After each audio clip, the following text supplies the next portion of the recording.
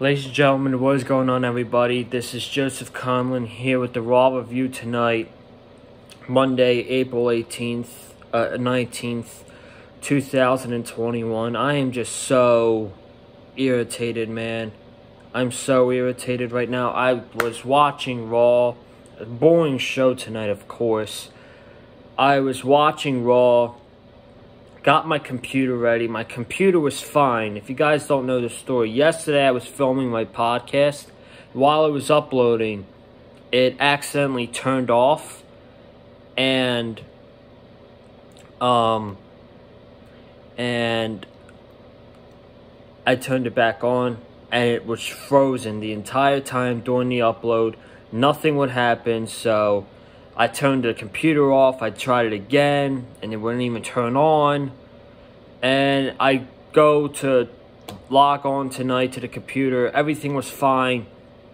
I had my thumbnail ready to go for tonight's review. I'm like, great. I'm gonna let the computer rest for a little bit during the main event, and we'll be good to go after 11 o'clock. I just sat here. My computer won't even turn on. I am just so irritated. This has happened the second day of the row. What a coincidence, man. What a coincidence. But, man. I hate this, man. This computer is getting on my nerves. Second day in a row. I'm really sorry there wasn't a podcast yesterday. Had computer issues, and we're having it again tonight. And which is why I'm filming on my phone. You guys probably won't get I probably won't be able to receive any comments or put a thumbnail. I could hopefully do that tomorrow if it works. If it works, I could do that in the morning. But I just want to get by the show. I'm irritated right now. I was in a perfect mood, even though Raw was so boring tonight. I was in a fine mood before I came on here. And now I'm back to being pissed off again. So, let's just get by the show. I can get out of here. Call it a night. So, we had Drew McIntyre open up the show. He called out Mace and he actually called out MVP about if he has anything to do with Mace and TBar. MVP then came out and he said he had nothing to do with Mace and TBar. He just said he called it that he was challenging superstars to fight him a couple weeks ago. And maybe they got offended by that. And then Drew McIntyre was like, well, how come you came out last week? And then right after you came out, they came and attacked me. And that said, then Drew was going to get in the face of MVP until Mace and TBar attacked Drew McIntyre. They laid him out, and it set up a handicap match for later in the show. So that was the opening to Raw. We had the Viking Raiders against Cedric Alexander and Shelton Benjamin. Once again, second week in a row. First match right after the opening segment. Viking Raiders get the win again. I don't got much to say about this. Decent match, but you basically copied off the script from last week. And, I mean, come on. Be a little bit more creative than that. So, yeah, that happened. We had Matt Riddle versus Randy Orton. We had Matt Riddle versus Randy Orton. When Riddle, he interrupted Randy Orton in a backstage promo, and Randy Orton went down in tears. He's like, I need to teach him some respect. There's no respect around here, so I want that guy in the ring tonight. He didn't even mention his name, and this was probably by far the best thing on the show. They put on a very good match, here.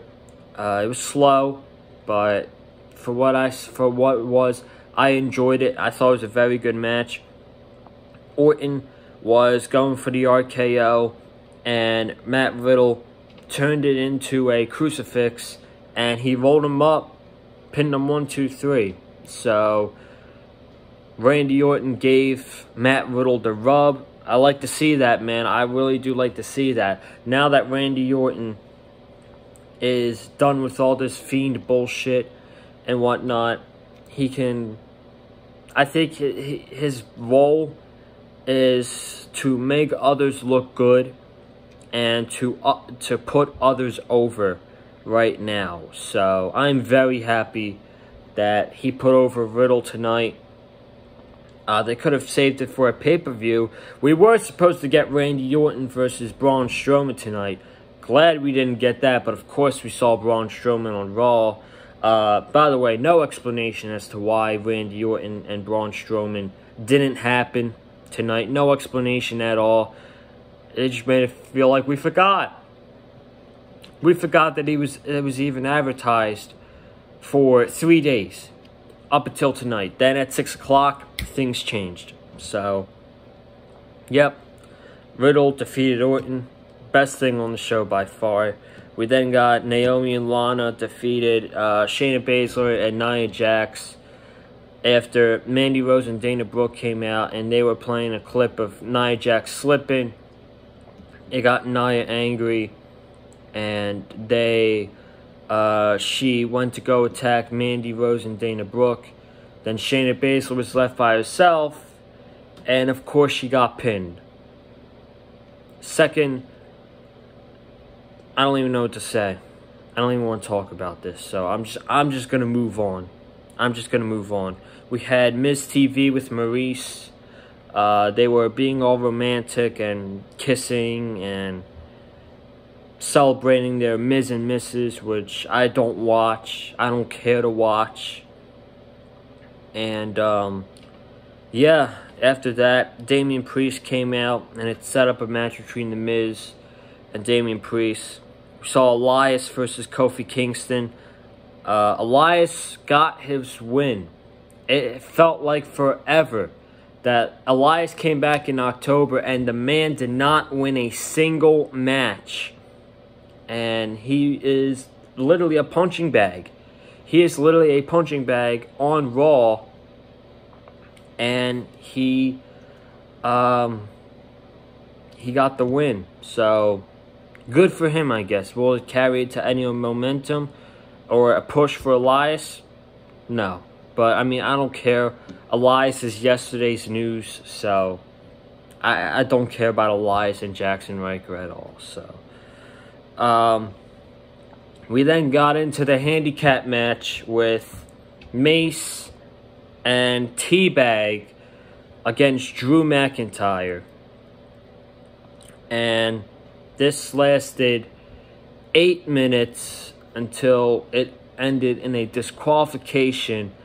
Then Braun came out and made it a tag team match, attacking TBar and Mace. So I have to ask, if the plan all along was to have this end up in a tag team match, why did you waste our time with a handicap match? I'm just trying to make sense here. I'm just trying to make sense. And then I'm not even going to talk about that. I'm not even going to bother talking about the match because it's just a waste of time. But Mace and TBar got unmasked. They were unmasked by Drew McIntyre and Braun Strowman. Drew McIntyre pulled the mask off of Mace, and he smacked him with the mask, and we got another disqualification. Then Braun Strowman ripped the mask off of T-Bag, and he slapped him with it, and then he commentary, Byron Saxton was like, I think it was Corey Graves, but I'm not sure which one it was, but one of them was like, we finally figured out who was under the mask. And the commentary was still calling them Mace and TBar. And then the WWE on Fox account, I don't know who runs that account, but that guy's an absolute idiot. But They tweeted out. So I don't have it in front of me. I would have had it in front of me if my damn computer worked. But since I'm filming on my phone, they tweeted out something related like, I don't even remember. I'm so pissed off right now. I don't even remember. I don't even care about it. But at least these guys are unmasked. Hopefully it ends up with them going back to their old selves. Dio Madden and Dominik Dijakovic. And obviously that's a solid tag team you can have on Monday Night Raw. Those guys right there. Your tag team champions haven't even been on the show in the past 2 weeks. So I have no idea where they are. But I can easily see Dio Madden and Dominik Dijakovic being the Raw Tag Team Champions in the future. And then we got Damian Priest and The Miz. Damian Priest got the win, thank God, with the Final Reckoning. And I'm guessing that hopefully this feud is over. Hopefully these guys can move on. Damian Priest especially. He needs to get away from The Miz and Morrison and go do something else. And Sheamus was offering a United States Championship Open Challenge. Humberto Carrillo came out. Sheamus beat the hell out of Carrillo, slammed him against the barricade, gave him a bro kick, a white noise, and then he says, "You are not on my level. You'll never even get to touch this United States Championship." So I guarantee you that either next week or the week after, Humberto Carrillo is going to beat Sheamus in a non-title match, and then he will get a shot either on an episode of Raw or at WrestleMania Backlash, and Sheamus will win because who wants to see Humberto Carrillo as the United States Champion? I mean, come on. Come on, man. And then finally, the main event, Asuka and Charlotte. This match went 7 minutes. Charlotte had it in the figure 8. And Rhea Ripley pulled her arms down. And then Asuka rolled her up for the win. And then Charlotte beat up the official after the match. And Byron Saxton was like, oh, she's going to face heavy fines and punishment. And maybe a suspension from WWE management. Don't worry, folks. Charlotte will find her way into the Raw Women's title match at WrestleMania Backlash. Don't worry. She will get in that match. And more than likely, she will win. Because it's WWE and they are obsessed with Charlotte Flair. But I am getting out of here. I am very irritated by this whole computer situation. I don't know what I'm going to do. Hopefully, I just got to keep hoping it works every day. We got a double NXT review tomorrow with Cameron Johnson reviewing last week and tomorrow night's show. And we got AEW with Wesley Williams. Thank you guys for watching the short review tonight. I'm sorry I'm on my phone. At this whole computer situation driving me insane. Thank you guys for watching. Please be sure to subscribe to the channel if you have not already. We are 11 subs away until 400 subscribers. Comment down below your thoughts about tonight's episode of Monday Night Raw. Hit the like button if you like what you heard from me in the video. Follow me on Twitter at Colin_Joseph. I am tired. I have school tomorrow. I'm getting out of here. I will hopefully, if my computer will damn work, I will hopefully see you guys tomorrow for the NXT review, double NXT review here on the channel. So, have a good night. Stay safe. As always, stay classy.